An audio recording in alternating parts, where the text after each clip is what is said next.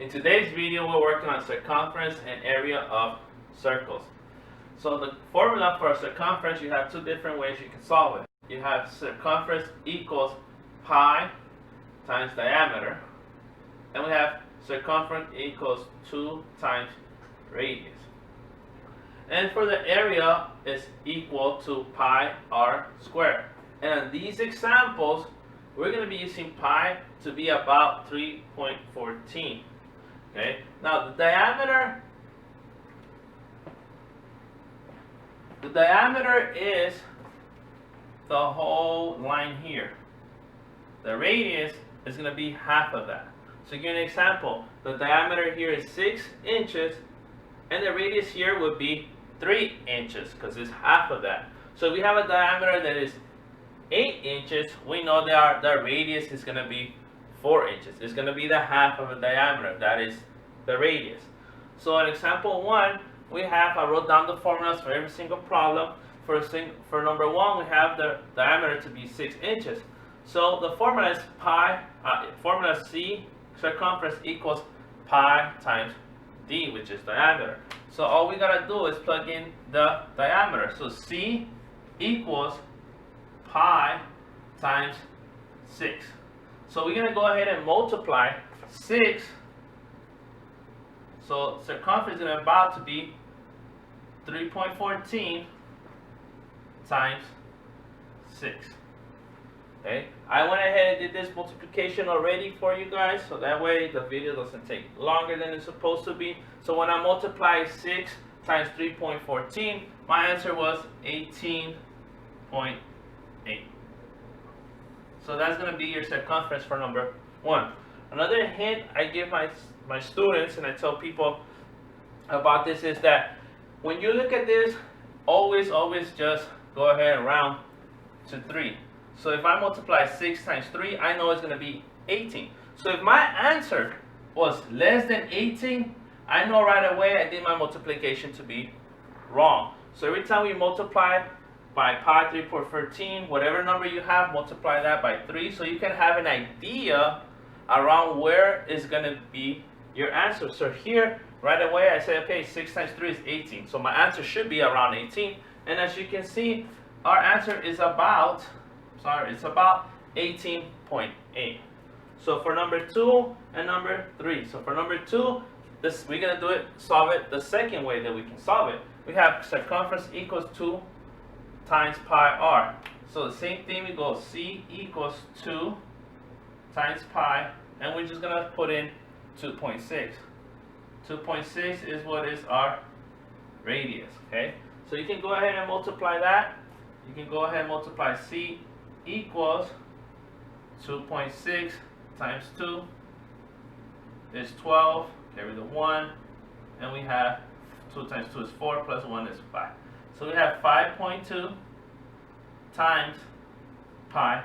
Some of your teachers will say it's okay, you can leave it at 5.2 pi. Some teachers will tell you, I want you to solve it. I want you to give me something to answer like number 1. So depending on your teacher, you might just leave your answer as 5.2 pi or solve it as number 1, 18.8. I myself say go ahead and solve everything. Once I multiply 5.2 times pi, my answer that I already did ahead of it is 16.3. Okay, so once again, you have two different ways to solve it. I personally, it's depending on the student or depending on the person, how they want to solve it. The same way, you're going to get the same answer for both. Okay, so if you want to, you can go ahead and pause the video now. If you need to go back and look at the problems 1 and 2 to review them a little bit more, maybe watch them 2-3 times more, and then try to solve number 3 on your own. Or if you already got it, go ahead and solve it before I solve it and see if you got the same answer. Okay, now go ahead and press play now, and now I have your answer. Go ahead, C equals pi times diameter. C equals pi times 8. And like I said right now, we're already using as pi as 3.14, as you can see on the right hand side, times 8. And once again, I'm going to go ahead And before we solve it, I say, okay, I know that if we round 8 times 3, we round out 3.14 to 3. I know that my answer should be around 24, higher than 24, because we have 3.14. So if I have something that is lower than 24, you know right away that your answer is wrong. So when I went ahead and multiplied 3.14 times 8, I went ahead and my answer was 25.1.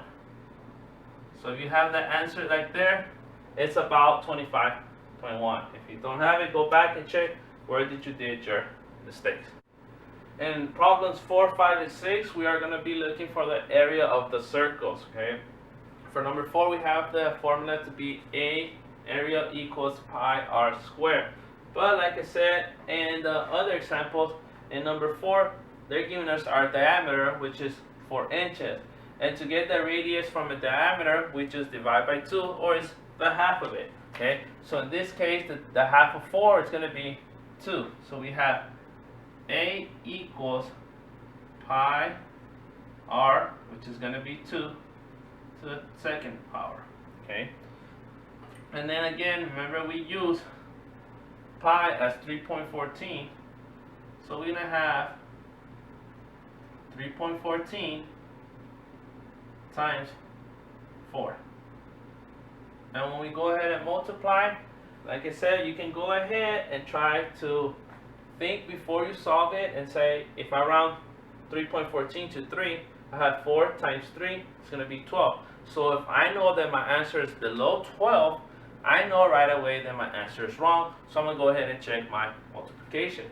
So when I went ahead and multiplied 3.14 times 4, I went ahead and got my answer to be 12.6 inches squared.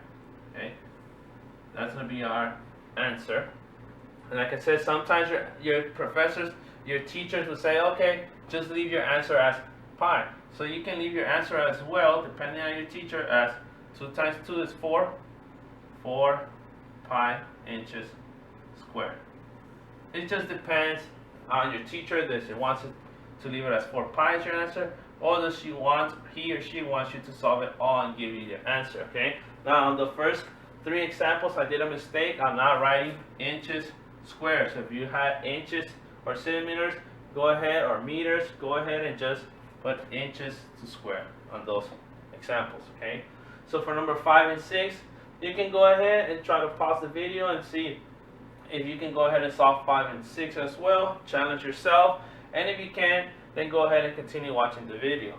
So for number 5, we have A equals pi, which is our radius. The radius is already given to us as 7, so we just plug in 7 to the second power. Then we have A, it's about, and we said that pi on the right hand side, we're using pi as 3.14, so you should 3.14 times 7 to the second power is going to be 49.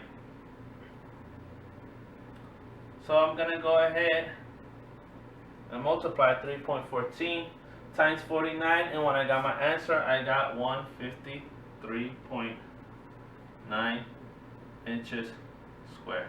Okay, and once again, if your teacher wants you to go ahead and just leave your answer as pi, you can just leave it as 7 squared.